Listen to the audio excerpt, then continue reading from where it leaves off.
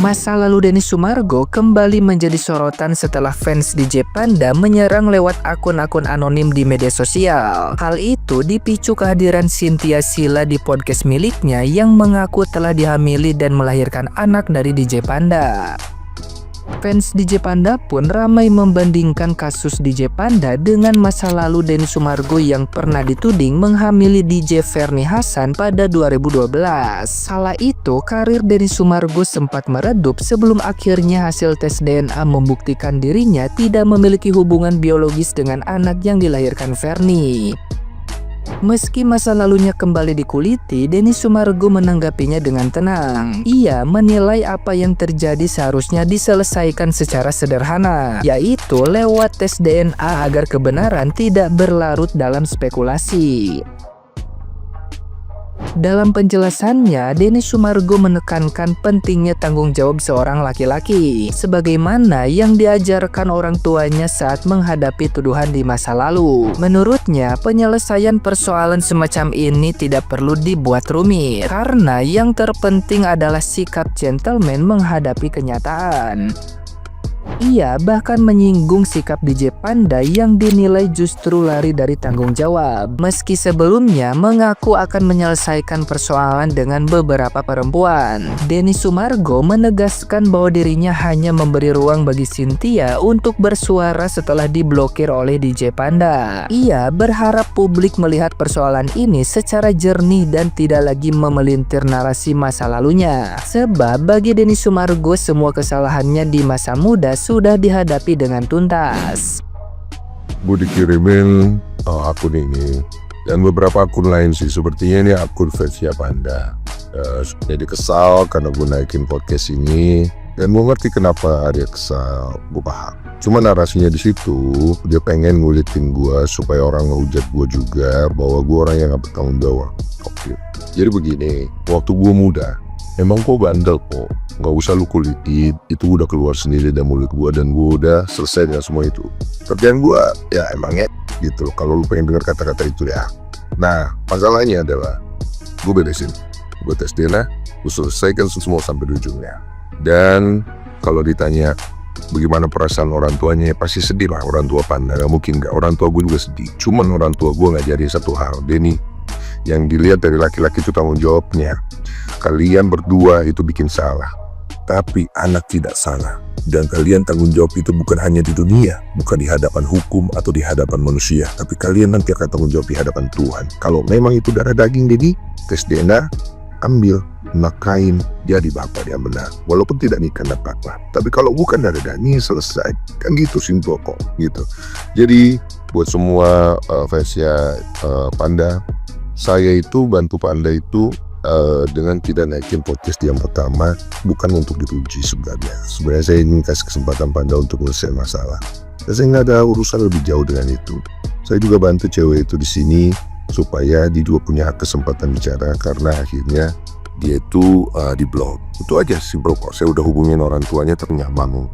Simpel sekali menyelesaikan masalah ini. Cukup tes DNA. Belum tentu juga anaknya. Kan gitu. Dan ceweknya siap untuk dipenjara juga kok. Kalau memang ternyata bukan, jangan dibikin ribet-ribet lah gitu ya. Laki-laki yang dilihat tanggung jawab. Nah, gimana nih menurut netizen yang terhormat? Silahkan berkomentar ya. Udah lihat kan klarifikasi Denny Sumargo yang katanya dulu dia juga suka cerot sana, cerot sini, ya, sampai tes DNA salmon. Gak usah munafik lah ya. Yang namanya cowok itu pasti suka demen yang namanya cerot. Gak usah munafik Gak usah bilang-bilang dulu deh Densu sekarang juga lu suka masih cerot, gue tahu. Tapi cerotnya pagi-pagi, ya kan? Lu pagi-pagi tuh suka banget tuh kocok. Denny Sumargo diserang fansnya DJ Panda. Dan ya, kalian tahu gara-gara Denny Sumargo naikin podcast cewek ini. Menurut Denny Sumargo, keduanya itu sama-sama salah, dan seorang laki-laki itu yang dilihat adalah tanggung jawabnya. Itu yang diajarin orang tua Denny Sumargo. Jadi dia tuh gak pilih-pilih tuh buat nge-up kasus orang-orang. Dan kalian juga tahu kan, yang jadi korbannya itu adalah bayinya kan. Jadi menurut kalian gimana nih guys? Jadi apakah kalian masih mendukung DJ Panda? Coba kalian komen ya.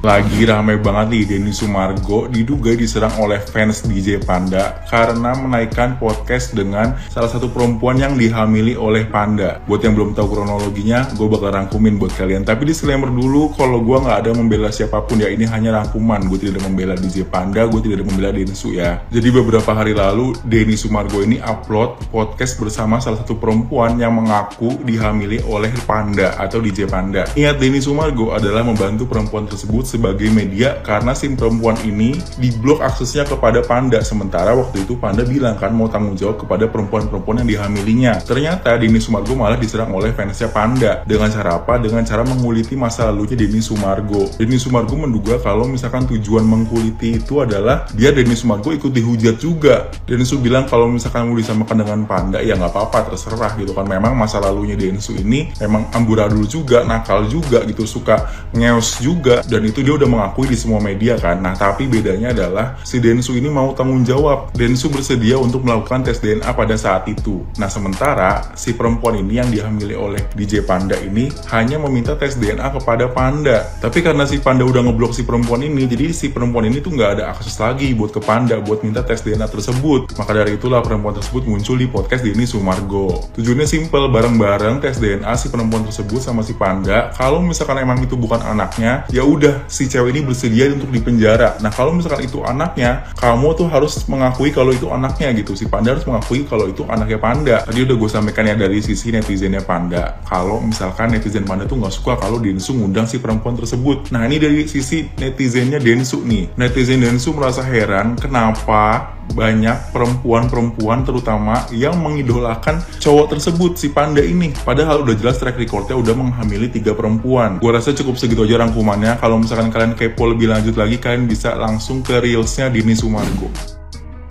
Aku nih ya sama netizen Konoha ini bermuka 1000 cepat banget berubahnya. Kemarin Mbak R speak up di Om Ded aja kalian bela habis-habis hujat si P itu. Dan si P podcast di Bang Den kalian bela habis-habisan si P ini.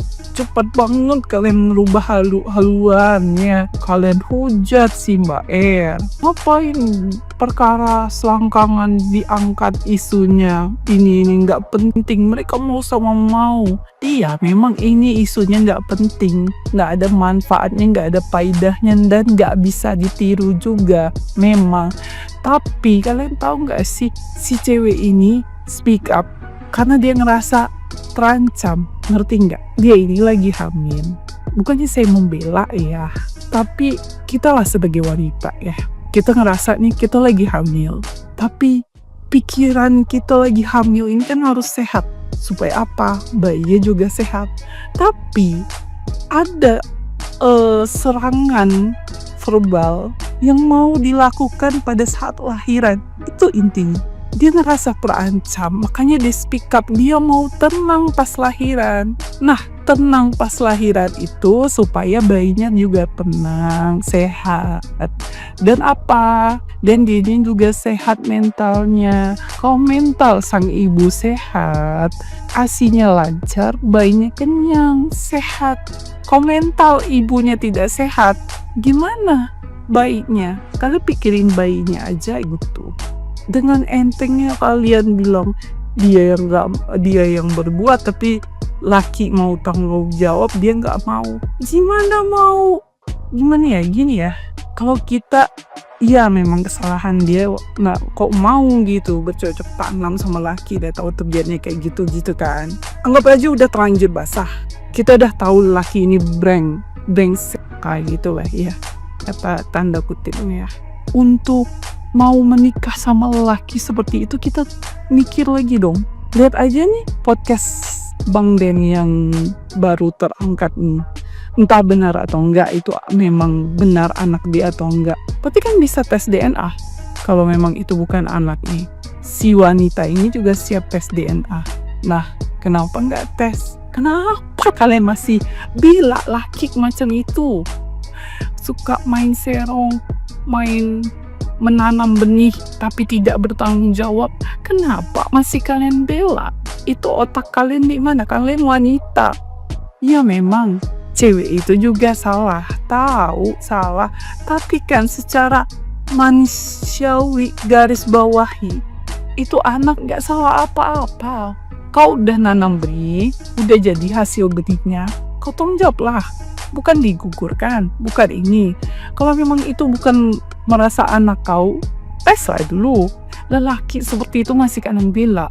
Nih, aku ndak habis pikir sama netizen Konoha, apalagi cewek. Kalian tuh cewek, bakal melahirkan. Dan si laki ini terbukti nggak tahu terima kasih. Yang ngangkat podcastnya, yang ngebantu dia itu Bang Densu, ya. Dia namanya udah diinjak-injak, udah jelek, udah dihujat, di cancel sana sini dengan podcast Bang Densu. Jadi naik lah, namanya jadi bagus, bersih. Ya, Bang Densu dapat omongan bahwa laki ini rupanya ada ini, diangkat podcastnya. Bang Densunya mau dikulitin. Tahu diri nggak laki itu? Orang yang udah mau nolongin dia buat namanya bagus, mau dijahatin. Berarti kan memang otak lakinya nggak bagus. Masih kalian bela, bilang Bang Densunya bungkas 1000. Otak kalian di mana?